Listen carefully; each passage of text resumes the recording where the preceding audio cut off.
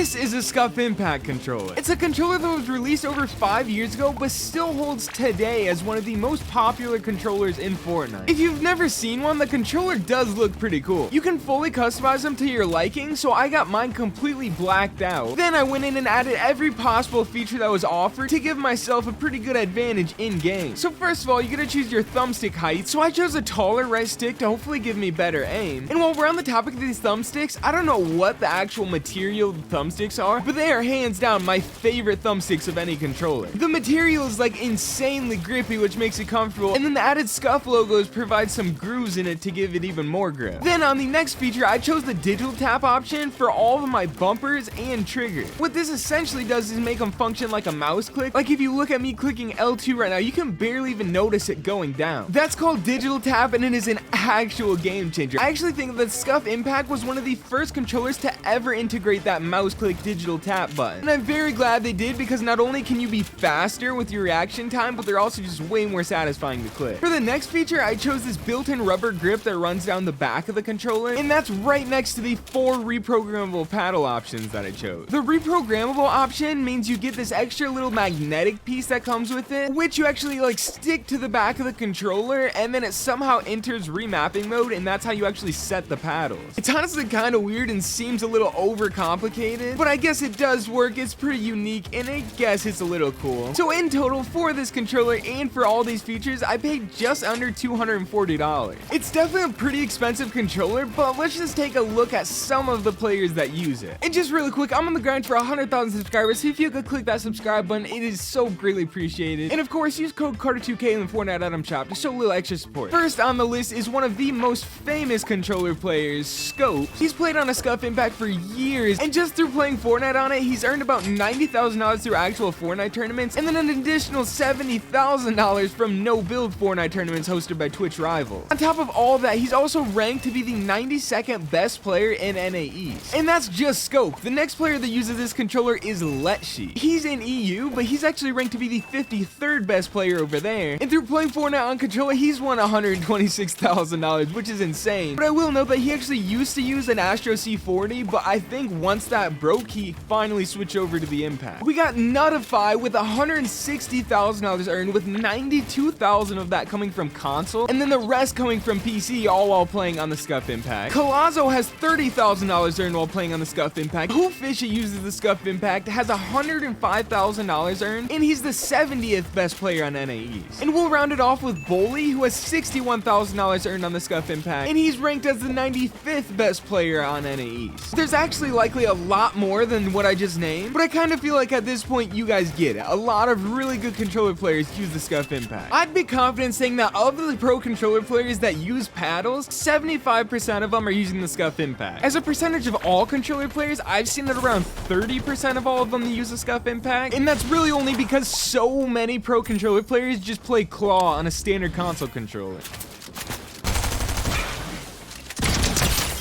Let's go, bro. Wait, no! I was running for my life right there.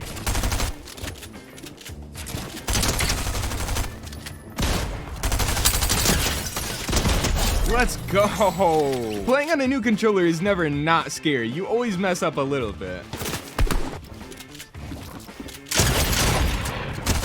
Haha, let's go.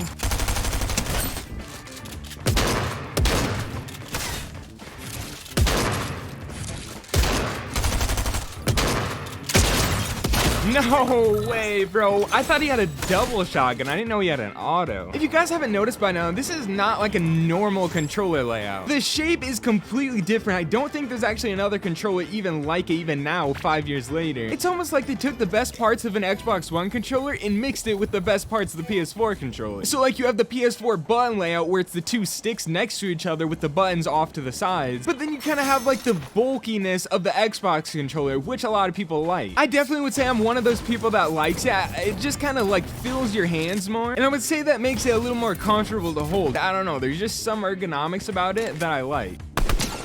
Yeah, I wish Fortnite made it so you could actually see.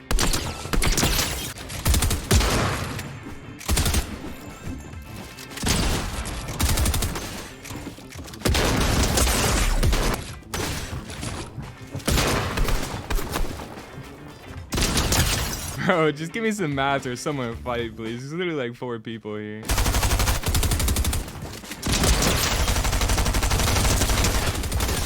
Honestly, I will say this controller is pretty good, and that's the reason why so many pro players use it. But in my opinion, it's kind of lacking in a couple areas. First of all, if you look at the paddle layout on the back, you can see they're all horizontal to each other. And I guess it kind of depends on what you bind to your paddles, but I find that makes clicking the paddles way slower.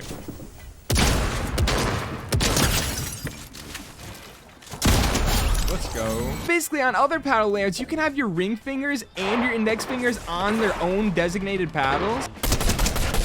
And essentially, that means every time you click a paddle, your finger's already resting on it, so you can click it insanely fast. With these, because they're layout, you have 4 paddles and only 2 fingers to click them. So I honestly feel like it makes me a lot slower when I click my paddles. Oh. Maybe I need to turn on that audio visual thing. A lot of people use those now, and I feel like it could be useful. I didn't even know that guy was coming from behind. Now back to what I was saying about where this controller is lagging. So first, it's in the paddle layout, which I just mentioned. And the second area is actually a feature that is lagging. In a lot of the pro controllers that you can get now, like the aim controller, even the newer like PS5 Scuf controllers, they all have this option called digital buttons. It's essentially the same exact thing as the digital... It's essentially the same exact thing as the digital triggers and bumpers, but it's just actually in the button, so it makes them a lot more clicky, it makes them fast, it makes them sort of like tactile. I have 2 controllers installed with them, and they are actually my favorite feature. I love them. But I think the main issue is that the controller came out 5 years ago, so I'm not really sure if they can add new features at this point. That face control goes crazy. Honestly, since I tried the #1 arena player's exponential setting and I grinded arena for 2 hours on them, I almost kind of like them. Like, I'm almost thinking that exponential might be the play. Right now, I'm back on linear just to try to go back to what my old stuff was as the dude leaves the game. Like, I don't really know. At this point, there might be a chance that I become an exponential player.